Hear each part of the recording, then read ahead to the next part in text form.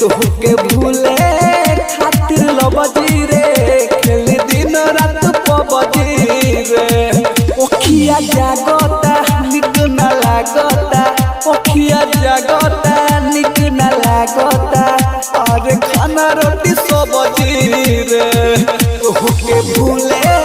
खातिर लबजी रे खेल दिन रात पबजी रे तोहके भूले खातिर लबजी रे रोज खेलता नि पबजी रे अब कबना के छोड़बे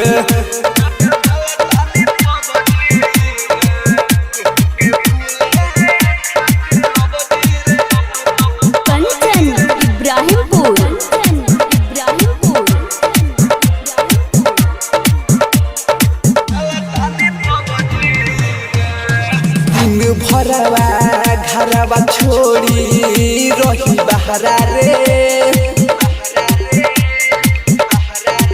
हो प्यार कोई के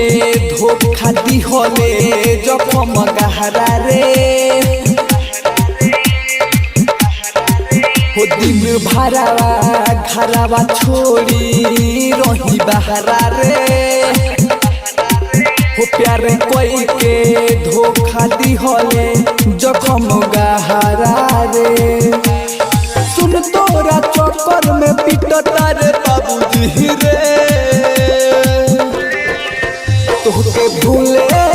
खातिर लबजी रे खेल दिन रात पबजी रे तोहके भूले खातिर लबजी रे खेल दिन रात पबजी रे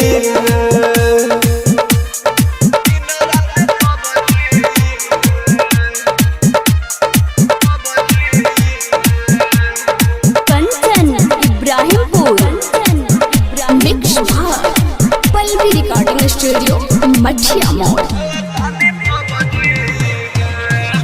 तो खुश सुननी बारे परमोद के संगवा रे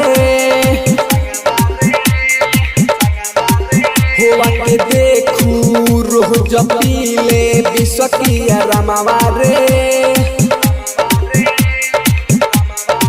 होते तो खुश सुननी बारे परमोद के संगवा रे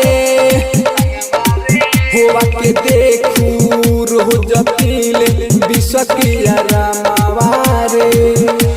कहे अमर जितना ही माफ करी है रबजी रे तोहके भूले